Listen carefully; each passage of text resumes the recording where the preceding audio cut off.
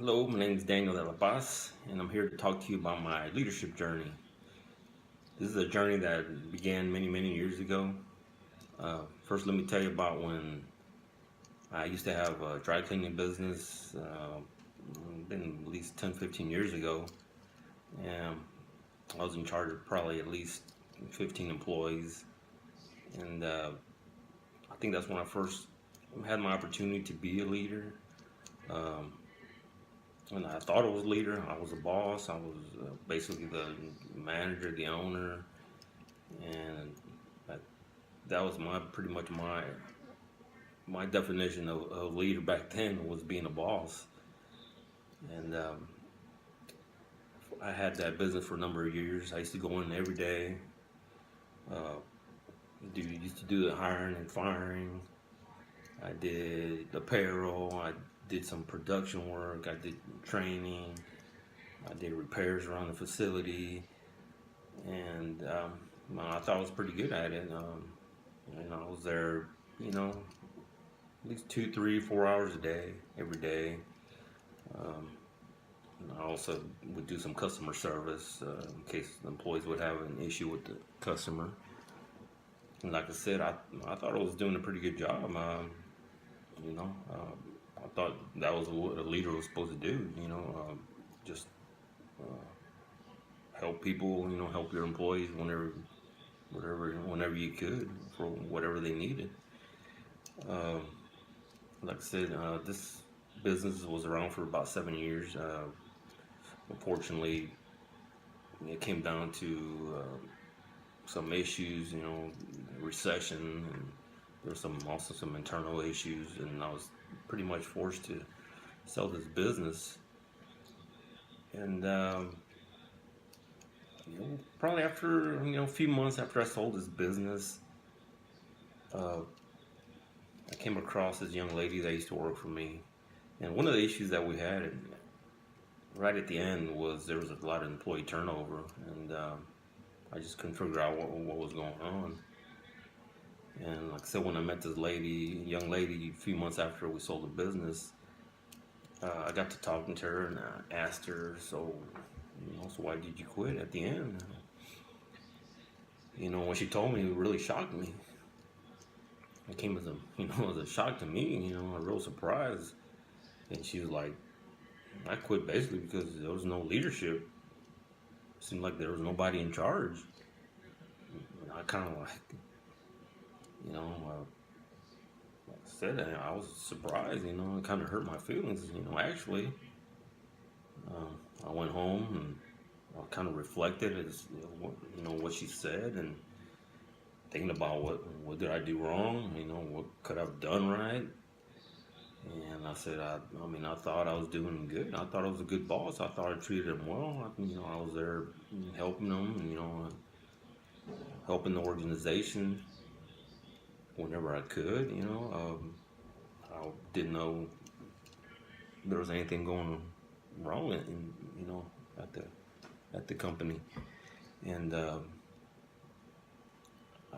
I guess I mistook being a manager or a boss for being a leader. Just because you're a boss or a manager doesn't make you a leader. And I guess that's when I kind of realized maybe I wasn't as good as I thought. Maybe I need to change some things. And so like I said, I went on. I just kind of put it back in my mind and not think about it.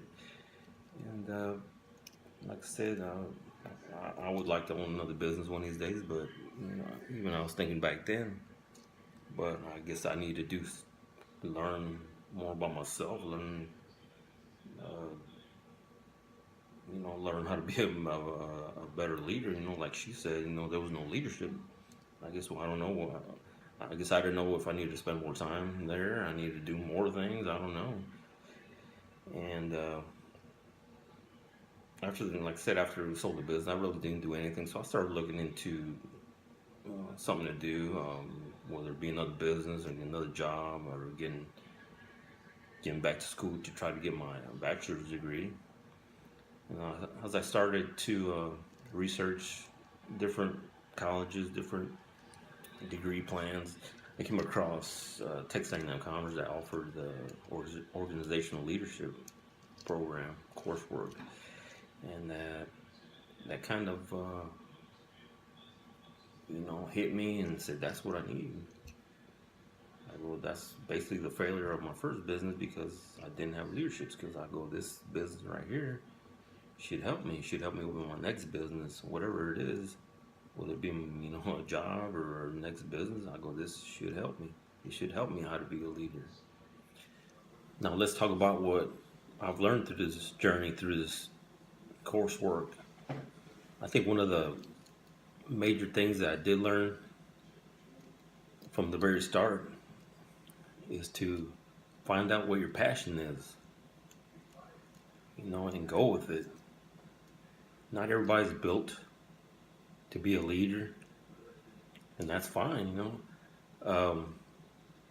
For any organization, you have to have your leaders, you have to have your followers. If you just want to be a follower, you just want to go in to work, punch in, do your job, do it as well as you can, then punch out and go home. There's nothing wrong with that.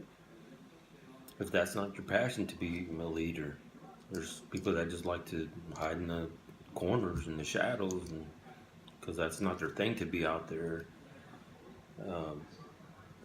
to be the center of attention, and that's fine. Not everybody's built to do that. And I think from the very start, that's one of the very important things that I learned is to follow your passion. Do what you want to do. What I tell people now is, take something that you enjoy doing, like a hobby, and try to take it bigger and make money out of it. Something that you like to wake up every morning and doing. I think that's one of the biggest things that I learned during this coursework is to follow your passion. Another thing that I learned in this coursework about leadership is the different styles of leaders, different leadership styles. Like democratic leadership, autocratic leadership, laissez-faire leadership. And I think that's what I was when I had my cleaners. I was just more of a laissez-faire leader. I just trained them, say, here's what you need to do, and do it, I didn't really get involved too much, and now looking back, I know that's what kind of a leader I was. And I've learned now that, you can be different leader to different people.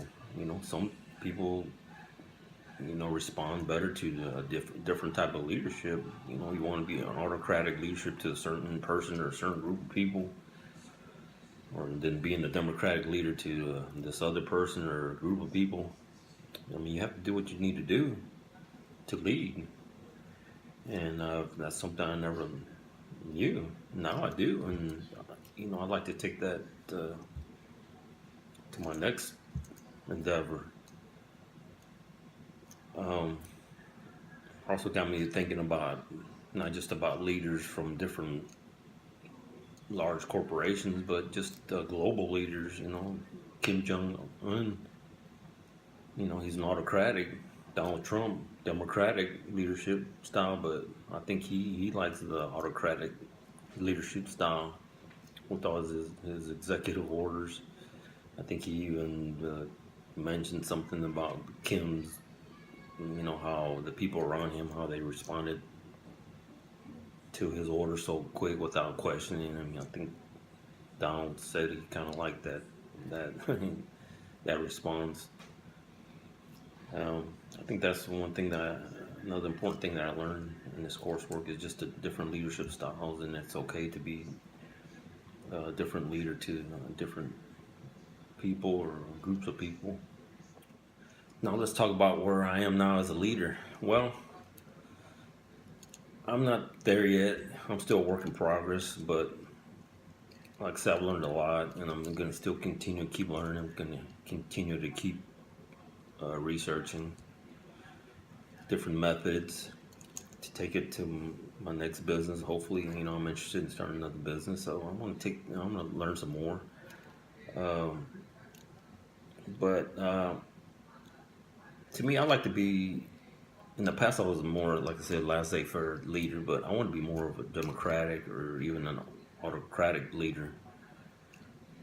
I've learned that just looking back, some people are just respond better to being told what to do. I guess maybe they've grown up with that in their life and they respond better to that. Just tell them do this, do that, and I guess they like it. But also at the same time, I want to be a democratic leader and take an idea from my employees and implement them, and hopefully they'll enjoy their job better.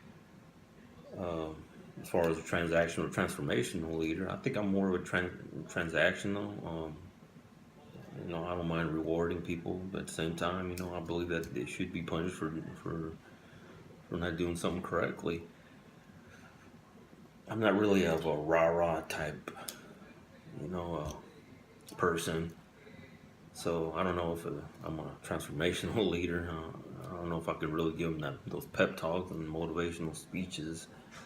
I guess I could, relay of why it's important for them to do better at their job and how it can benefit them and the organization.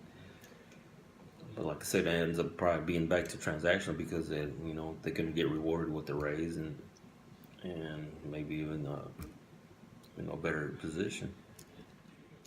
So where do I go from here now that I'm a leader? And how do I take everything that I've learned and do something with it? Well, I've learned that my passion is to be a business owner. So I would still like to do that. Like I said, I've learned a lot from the past. I made a lot of mistakes. I've learned a lot from this coursework, so now I know how to correct those mistakes. I'm even looking into maybe starting a nonprofit. I'm starting to research different, organizations that could help, whether it be veterans, whether it be children, whether it be animals.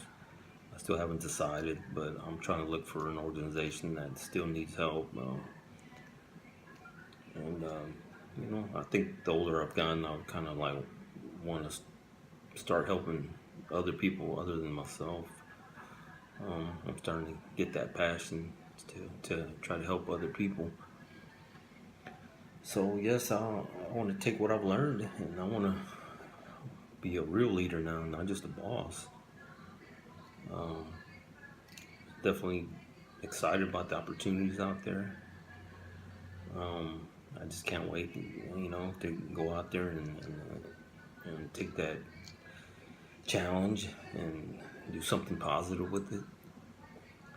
So yeah, I've come a long way, and I'm very proud of myself. And like I said, I recommend this course to anybody, especially the people out there that have their own business or that want to, go up higher in the organization that they're at. And so definitely, I love this journey, and I'm not done yet, and I'm going to keep going. So thank you very much, and hope you'll see me around. Thank you.